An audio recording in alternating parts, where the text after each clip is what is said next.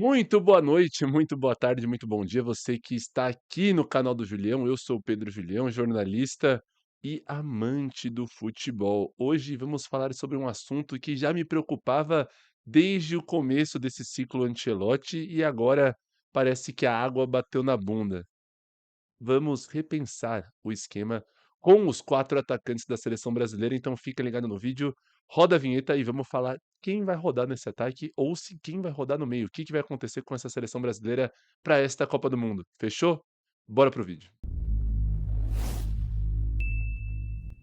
Vamos lá, se você está assistindo esse vídeo, provavelmente você assistiu a Brasil e Panamá ou viu os melhores momentos da goleada do Brasil por 6-2, que no primeiro tempo parece um pouco mentiroso esse placar de 6-2. Se você analisar o geral, parece que o Brasil dominou o Panamá no primeiro tempo, dominou nos primeiros minutos, é verdade, até saiu o gol de Vinícius Júnior com 2 minutos só do primeiro tempo, depois sofre um empate numa cobrança de falta bizarríssima, em que o Alisson dá um passo para o lado, não chega, mas eu acho que não foi tão culpa assim do goleiro brasileiro. Depois o Casemiro, no finalzinho do primeiro tempo, faz o 2-1 Brasil. E aí, naquela rodagem do intervalo, roda o elenco inteiro, menos o Léo Pereira, porque o Brasil não tinha zagueiros suficientes para rodar o elenco todo. Então, Léo Pereira permaneceu os 90 minutos em campo.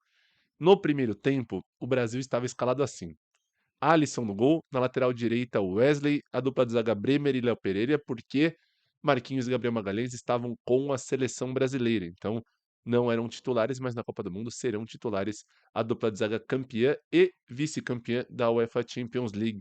Na esquerda, Alexandro. Meio campo, dois volantes, Bruno Guimarães e Casemiro, e aí o quarteto de ataque, é o ponto do nosso vídeo aqui, falar sobre os 4 atacantes.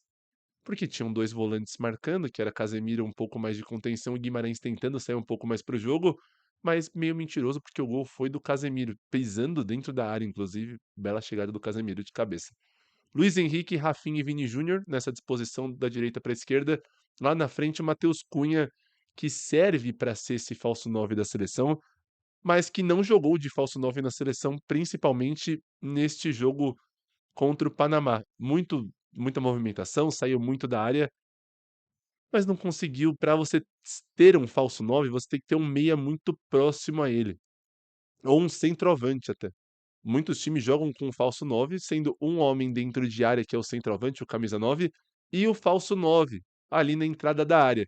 E outros times jogam com um falso 9 e um meia, os 2 muito próximos, às vezes até revezando essa função do segundo atacante, o famoso SA, para quem joga o jogo das cartinhas de videogame, que não patrocina o canal, por isso eu não vou falar o nome. Mas é isso. Ou você tem um atacante centroavante, ou você tem um meia. Um segundo atacante com uma formação que não tem meia e não tem atacante, ele fica perdido.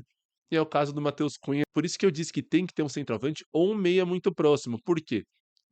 A temporada do Matheus Cunha no Manchester United é muito boa. Isto porque ele joga como segundo atacante, como homem livre nesse meio-campo e ataque. Porque ele tem o Bruno Fernandes, que é um craque de bola. A gente não precisa falar do Bruno Fernandes aqui, o melhor jogador da Premier League na temporada, craque português, camisa número 8, capitão do United, junto com o Sesco lá na frente, um jogador que chegou essa temporada para ser este centroavante. Então a gente tem o Sesco e o Bruno Fernandes. A gente tem os dois esquemas, tanto um centroavante quanto um meia, por isso a temporada do Matheus Cunha foi tão boa assim no United, porque ele tinha um homem de referência lá na frente que ele conseguia flutuar e um meia para abastecer ele. Na seleção brasileira não foi o caso disso acontecer. Na segunda etapa, mudam-se todas as peças da seleção, menos o nosso querido Léo Pereira. Ederson entra no gol, na direita Ibanhas, dupla de zaga Danilo e Léo Pereira, na esquerda Douglas Santos. O meio-campo Fabinho, Danilo Santos, ou Danilo Botafogo, ou Danilo, não sabemos o clube que ele vai ainda. Lucas Paquetá, e lá na frente Igor Thiago, Endrick e Rayan. O Paquetá abrindo um pouco mais pelo lado esquerdo para a gente não ser tão injusto assim. O que eu faria com essa seleção brasileira? Acho que foi nítido o recorte de que o Brasil não pode jogar com 4 atacantes, tá? Contra seleções europeias, seleções que talvez tenham um poder, uma intensidade mais forte, o Brasil não consiga jogar. Por mais que a gente tenha 4 jogadores de frente para puxar contra-ataque, para chegar num contra um toda hora, a gente não vai ter essa liberdade na Copa do Mundo, tá? A gente pode ter contra o Haiti, a Escócia chegou com o desfalque do Gilmour, que é um bom meio-campista também, marca e sai jogando, mas contra Marrocos não vai ter essa liberdade para jogar com 4 atacantes. Não vai ser aquele jogo do Brasil igual contra a Coreia na última Copa, aquela goleada no primeiro tempo, funcionou todo mundo atacando, ninguém defendendo. Não é assim que vai funcionar.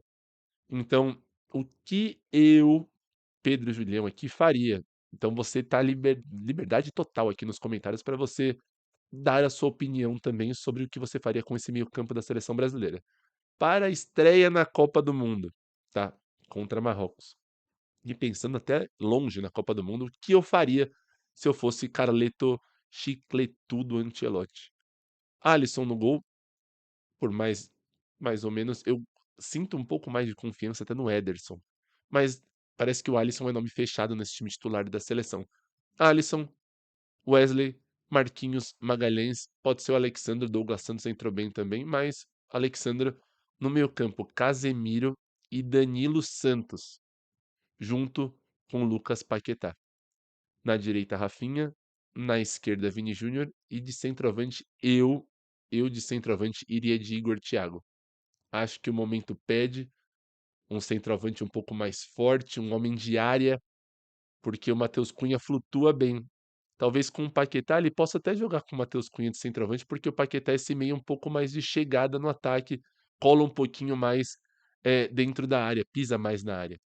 Na formação que jogou contra o Panamá, não pisava na área tanto Guimarães quanto Casemiro. O Rafinha jogou meio perdido como meia, não foi tão bem. Então, estas seriam as mudanças. Danilo Santos no lugar de Bruno Guimarães e talvez Igor Thiago, mas uma vaga nesse meio, quem rodaria na seleção, infelizmente, seria o Luiz Henrique. Acho que é a peça que ainda não é titular absoluto da seleção. Acho que o Ancelotti gosta muito dele, mas acho que nessa escala de prioridades o Rafinha está um pouco na frente do que o Luiz Henrique. Gosto muito do jogador. Talvez tiraria até o Rafinha, que não vem bem nos jogos com a seleção brasileira, para dar oportunidade para o Luiz Henrique. Mas como eu gosto de falar muito sobre isso, acho o Luiz Henrique ainda na seleção brasileira um jogador de segundo tempo. Então nessa escolha, o Luiz Henrique, eu gosto do Luiz Henrique muito, mas eu acho que a seleção precisa ter alguns jogadores que mexam um pouquinho com a cabeça do adversário no segundo tempo. Quem nunca disse: "Ah, esse jogador é jogador de segundo tempo"? É um pouco pejorativo para alguns, mas eu encaro como isso uma boa qualidade do jogador até. Porque ele consegue ter esse enfrentamento contra seleções e contra jogadores que talvez estejam um pouco mais cansados e não conheçam tanto assim o estilo de jogo. Acho o Luiz Henrique craque de bola, mas para segundo tempo, ele pode ser esse diferencial da seleção brasileira, junto com, obviamente, Neymar Júnior. Acho que o Neymar não começa jogando a Copa do Mundo pela lesão. O prazo são 2 a 3 semanas, vai dar na véspera da estreia da Copa do Mundo. Acho que não tem condições de jogo. Quem saiu desse amistoso mal, na minha opinião? Quem saiu um pouco abaixo nessa escala Ancelotti? Bruno Guimarães, acho que ele é o jogador do ciclo do Carlo Ancelotti. Não tem como negar que não é o jogador do ciclo. Gosta muito dele, fez bons jogos, bons primeiros jogos com a seleção, mas tá devendo um pouquinho e tá vendo essa ascensão do Danilo absurda no Botafogo e na seleção brasileira. O gol que ele fez contra o Panamá é absurdo. É cacoete de atacante num jogador de meio campo. Junto com o nosso querido Bruno Guimarães, que por mim saiu um pouco abaixo, deste time titular da seleção brasileira, o Luiz Henrique e o Matheus Cunha. Matheus Cunha, pelo que a gente comentou no vídeo aqui, que tem um pouco mais de perde um pouquinho, espaço nesses 4 atacantes, acho que pode rodar também. O Vini Júnior fez um belo jogo contra o Panamá, tá? Acho que faltava um jogo desse dentro de casa no Brasil para ele dar aquela deslanchada e chegar um pouco mais leve para a Copa do Mundo, que é o que precisava. Então, mexeria nessas coisas. Acho que não dá pra gente jogar com 4 atacantes na Copa. Bato na tecla. Lei desde lá do começo do Ancelotti, quando surgiu a ideia dos 4 atacantes, eu nunca fui a favor. Acho que falta meio-campo numa Copa do Mundo em que a gente tem que ter cada jogador na risca, na função. Quando for marcar, vai ficar faltando alguém. E não vai ser da função do jogador estar marcando. Não dá pra você cobrar o Matheus Cunha dele voltar pra recompor e recompor bem. Acho que não tem como te cobrar isso, tá bom? Um forte abraço a todos vocês que acompanham o vídeo. Deixa sua opinião aqui nos comentários. Qual é a seleção brasileira que você colocaria para jogar na estreia contra Marrocos? Eu volto a qualquer momento. Não vou ter um hiato tão grande igual da última vez. Tá bom? Um forte abraço, um grande beijo para você que está me ouvindo, seja lá de noite, de tarde, de dia. Fui! Até a próxima.